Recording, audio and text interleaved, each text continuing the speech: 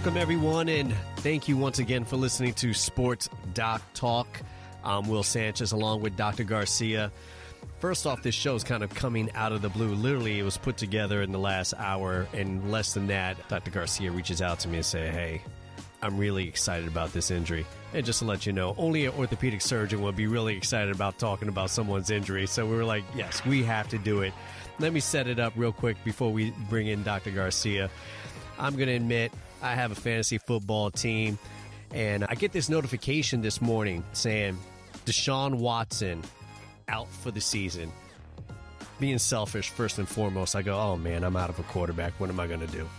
Right? That's the first and foremost. And I know you fantasy football players out there, fans, they know exactly what I'm talking about. But more importantly, it was about this injury, and then Dr. Garcia chimes in. So, Dr. Garcia, when you heard about Deshaun Watson's injury, and the fact that he's out for the year, the star quarterback player for the Cleveland Browns, that they spent a lot of money, draft picks to get. What was your first initial thoughts before we talk about the injury itself?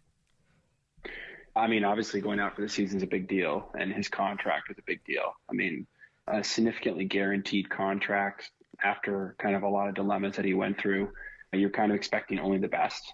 But we know how it works in the NFL, especially with high-paid contracts. But you know, that and then getting injured now for the season. I mean, you know, this is not looking like a good for the Cleveland Browns with their trade. So this is pretty frustrating if you were a Browns fan. And then not to mention the uniqueness of this injury.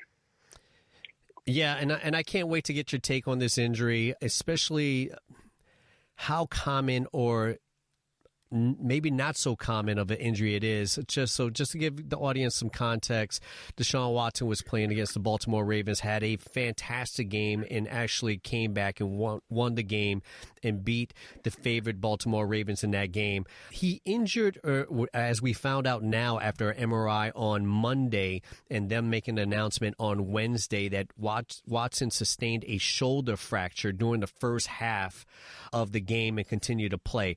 Before we get into the injury, by him continue to play with that injury in the first half, does it have any bearing on how severe it became, or it didn't matter? And before you answer that, why don't you tell the audience what exactly actually the injury that he sustained?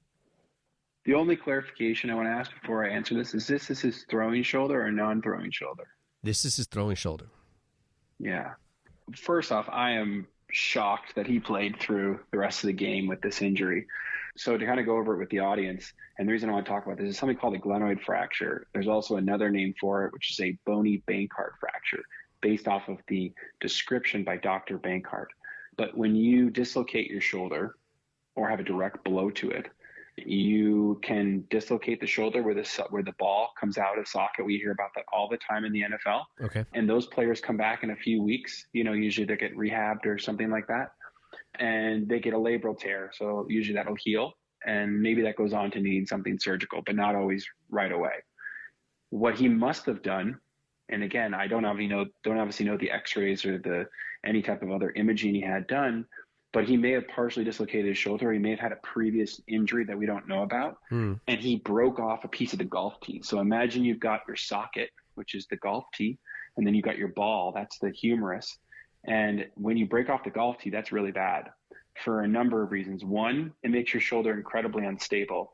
And to be honest with you, this is one of the few times I've heard about someone able to keep playing through. So he may not have had as big of a fracture as I was thinking initially. Yeah. But the fact that piece of bone broke off with it, that if you miss that and that he goes on to keep playing for another couple weeks, this is a big problem because the shoulder has such good healing potential that basically what will happen is if you break off a piece of the golf tee and it falls down, you can't get it back up once it heals, because it'll heal and turn into it in the wrong spot. That's called a malunion.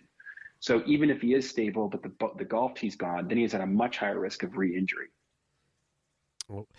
So he mentioned that, he quote unquote said the whole second half that he was throwing, it was extremely painful to throw the football, and just talked about the severity of the pain. By the way, he completed all 14 of his passes in the second half and led them to a winning field goal to beat Baltimore 33-31.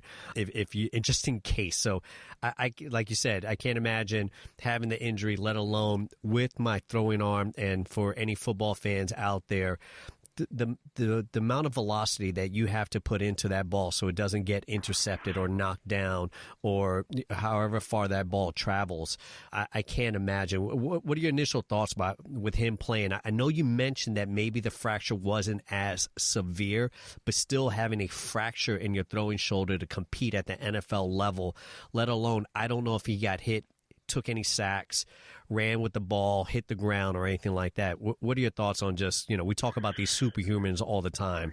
What's your thought? This is a perfect example of superhuman. I don't care if it was even a small fracture. I mean, this is most of the patients that I see with this injury, there's absolutely no way that they're playing any type of football afterwards. I mean, the last two patients I've seen with this have been almost medevaced in to the area. They come in with their arm completely locked at their side. So this is not an injury that you see someone come in and you'll find it randomly. Yeah. Again, if it was a very small shell of piece of bone, but usually they don't say this is definitely has to have surgery. So it probably was a pretty decent injury. And what happened is it may have worsened from him playing, right? It could have been a small fracture that hadn't moved, and then he played through it, and then it broke off more as he played through it. And that's very well could have happened with the type of forces that he's putting on his shoulder. So yes, I mean, he's a superhuman, right? He's an incredibly good athlete. And, be it what it may, you could think about him whatever way you want. Yeah. But his ability to play through this just shows his level of, athleticism, his pain tolerance. I mean, this is incredible that he's able to go on to win the game with this injury. And then, I love to go into sort of the injury itself. So that my patients and people listening will understand it a little bit better, because it's a little different animal. But again, we talked about the golf key, but the problem is not the injury.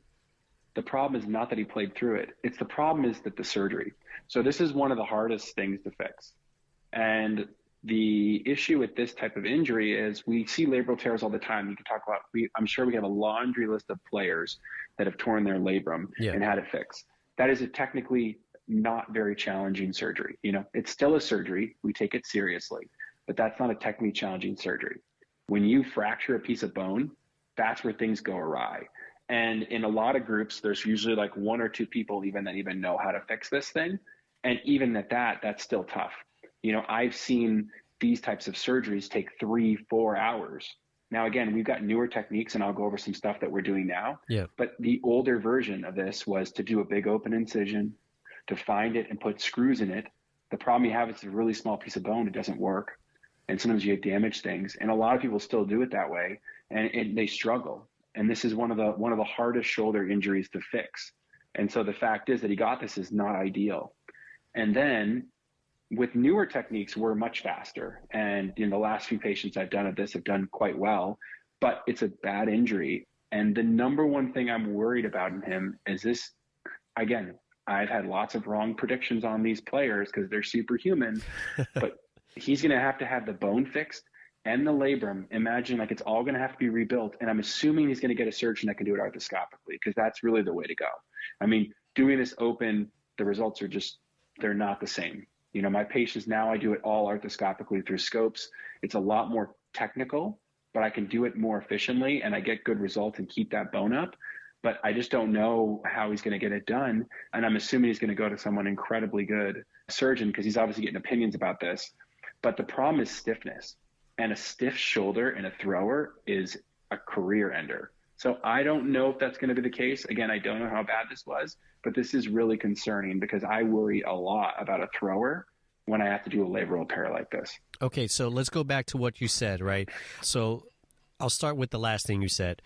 Stiff shoulder. Now, are we talking about just stiff shoulder after the surgery, or we're talking about something that can stay with that person, athlete, whoever it is, to have a stiff shoulder and not regain the mobility that they had in that shoulder at one point? That is 100% correct. So the answer is this could be more of a permanent situation. This bone heals very well. I mean, it'll heal in the wrong zip code. I've never seen one of these not heal. Yeah. Whether it's healed inappropriately and they come to see me at 2 or 3 months, or whether, if you wait 6 weeks or more on this, the person doesn't get a repair anymore. They have to get another procedure where we actually move a piece of bone to the front of the shoulder. So it tells you how quickly you need to act on this type of injury. And then at that point, if you fix them, there is a chance, because you have to take tissue and fix it back up. You can stiffen the shoulder up. And one of my number one concerns with this injury is the stiff shoulder. A regular labral repair is different. But generally, if you have to do something urgently, surgery urgently, that's never ideal in a situation with any knee or shoulder, right? If we have ACL tears, we usually want to wait. There's a lot of data that shows we should wait between 8 and 11 weeks after an ACL tear because of the fact the knee's really stiff, unless it's an emergency, like a piece of meniscus is stuck or something else. But those patients are at much higher risk of getting a stiff knee. This is the same way with the shoulder. And on top of that, you have a massive healing response because the bone in the shoulder is so much blood supply that it's a really high risk of instability, or really high risk of your shoulder getting stiff. The good news is this type of injuries, patients have a much lower chance of redislocating their shoulder or re-injuring it. But the stiffness is much more of a concern with a guy that's, $230 million contract. Yeah. So I'm pretty concerned about that. So the Cliff Note version is this is going to heal real fast for the most part because of the location of the blood flow.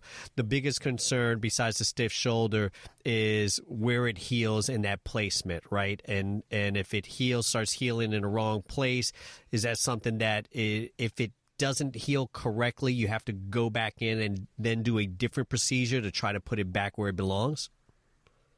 Yes, but that's usually if you don't fix it. Like the surgeon that he's going to have do it will likely fix it back to the right spot and keep it in there. And now it doesn't always hold perfectly because these are really tough. I mean, imagine you have the side of a deck. I'll try my best. And you have a little tiny post on that deck, but it's really loose.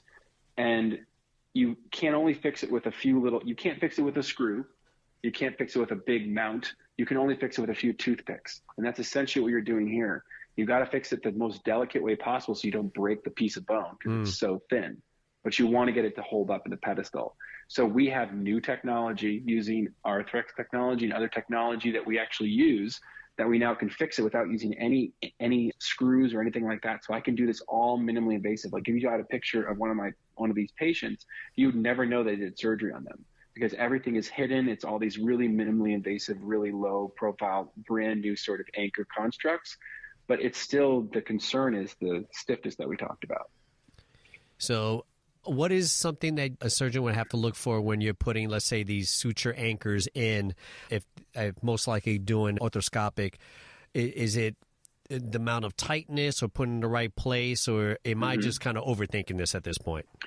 You are not overthinking, but the hardest part is just getting this piece fixed back. Gotcha. Because this is it moves around. It's very challenging. This is one of those ones, if the listeners want to check out the website, I just posted a brand new video on actually how to fix this, which is why I was so interested in talking about this. Yeah. Because I was just talking about this topic and showing some people the new technique we use. But you want to see how you fix one of these arthroscopic glenoid fractures. When we do this post, I will post about my website link so you can take a look at it. But it's just a really interesting injury pattern because it's really uncommon.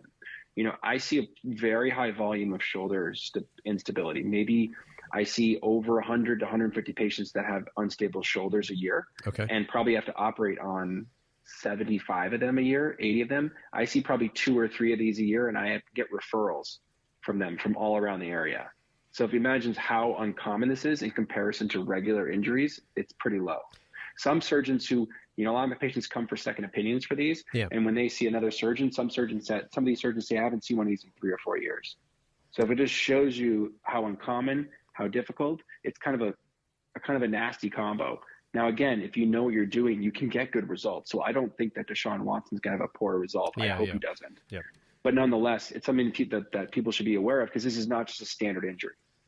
What's normally the injury or the action that the patient is involved in when you normally see these type of injuries in the shoulders? Is something that's like, if you do this, this is a common injury for that, whether it's a sport or falling on your shoulders, skiing, or what? Is there anything that's common, or it's just kind of random because it is a random injury as it is?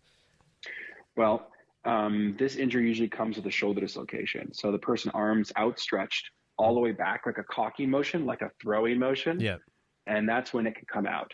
The last two, though, randomly I had, one guy was in the middle of a park, got his arm caught on a bush 10 miles out, and had to limp home and drive for 4 hours into my office. Oh, my Lord. Lord. That gives you an example of it just comes randomly. You know, I had one person that fell on their bike. One person got hit by an Amazon delivery truck. So, you know, the injury patterns are different all over. I'm sorry for laughing. They're doing fine. They're all doing fine. All right. So. But nonetheless, for the listeners, really just to understand the injury and the differences in it. And again, maybe we'll look back in a year and Deshaun Watson will go on to win the MVP next year, and I'll be wrong again. But even though it heals fast, we're still looking at a solid 5-6 month recovery for him. So this is not something that is going to be quick fix and he's going to be back. I mean, hopefully next season, but we'll see. The throwing shoulder is not ideal.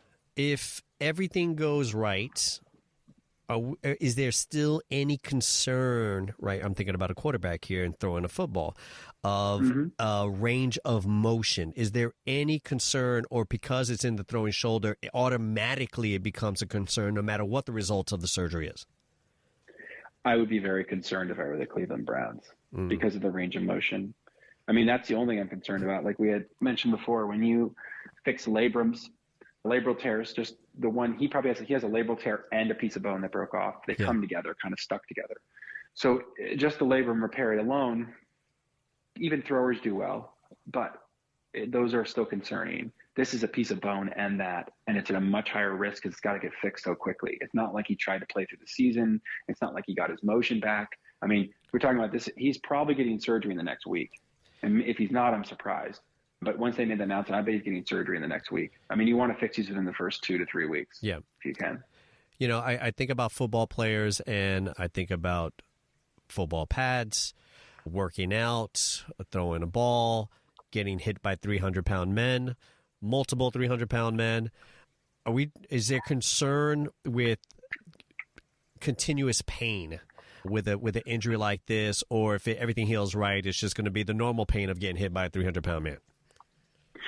Yeah, so there's not a lot of good long-term data on an injury like this because they're so uncommon. Yeah. But what we could tell you is that anytime you break that joint surface, your knee, like a fracture of the knee or a fracture of the elbow or a fracture of the wrist, no matter how good the surgeon is, they don't always put it back exactly right. And hopefully they do. And even if you get it perfect, there's still damage to the cartilage. And the cartilage doesn't like to be damaged. It doesn't like to be separated, beaten up, pulled back. Yeah. It just doesn't like it. So his risk of arthritis in that shoulder is significantly higher as a result of this injury. He won't feel that pain for a long time, and he may not ever feel it. But nonetheless, that is what his risk is. Short-term pain with this, it tends to be very minimal. You know, that my patients are happy with the result, but my patients aren't Deshaun Watson. Yeah. With this injury, I mean, can't think of the last athlete I've had with an injury. I've had football players with this small bony Bankart, but if he took off a bigger piece of bone, that is concerning.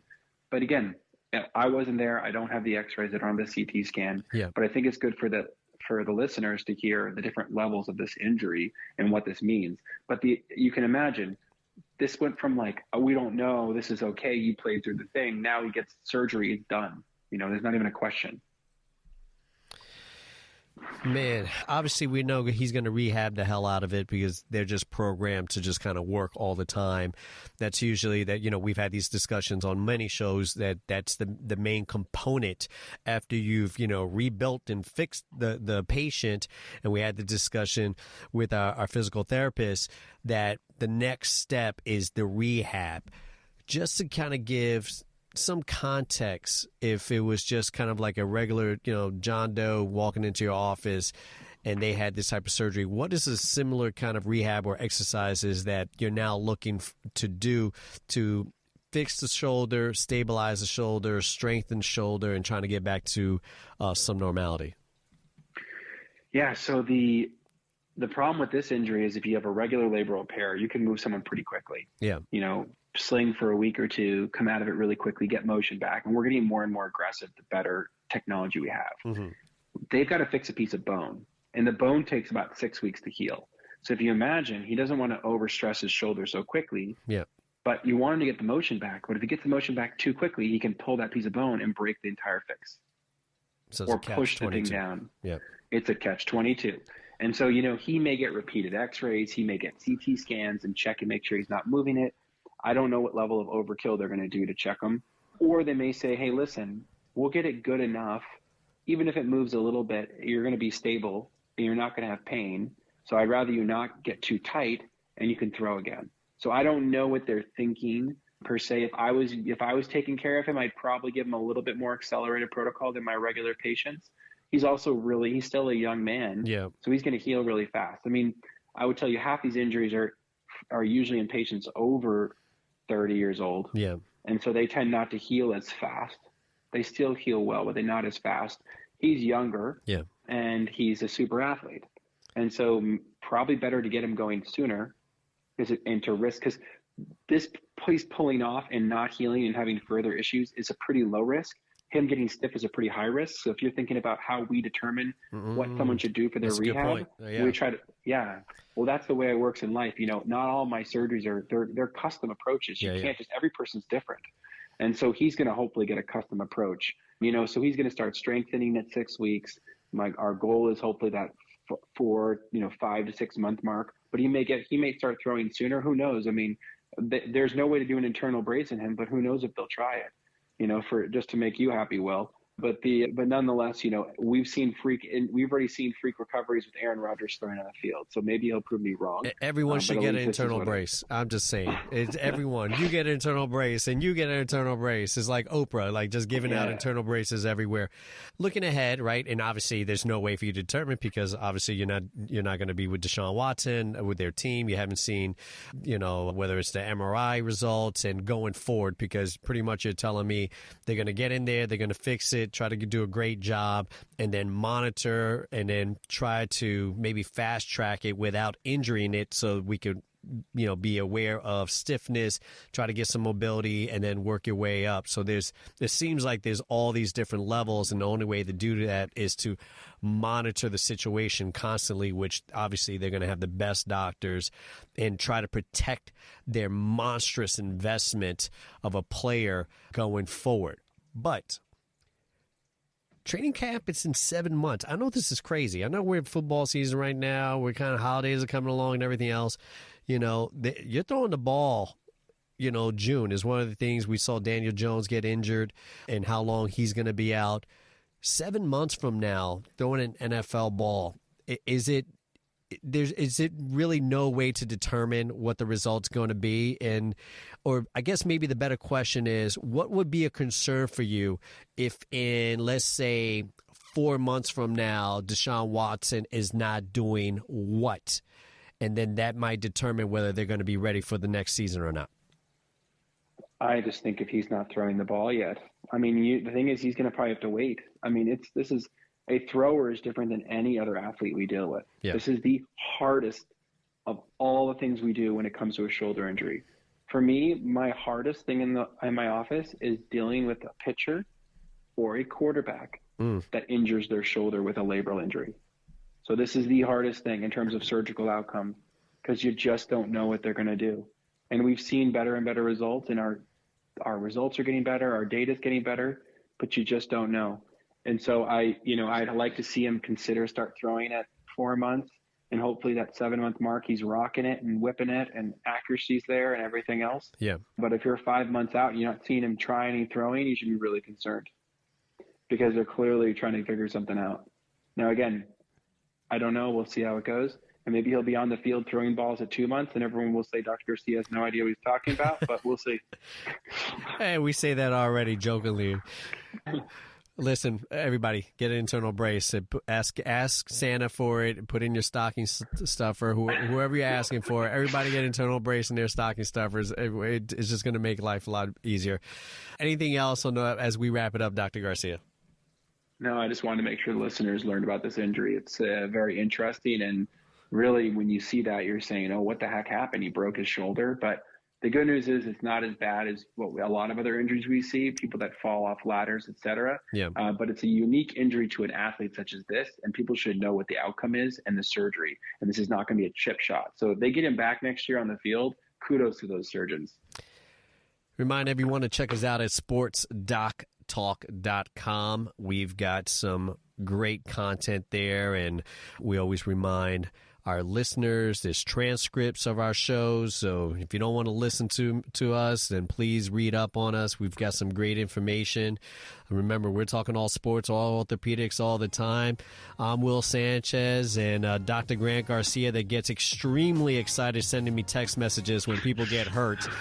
Only Dr. Garcia can love you a certain way. So, Dr. Garcia, thank you so much for your time, and everybody out there, thank you for listening. Thank you, guys.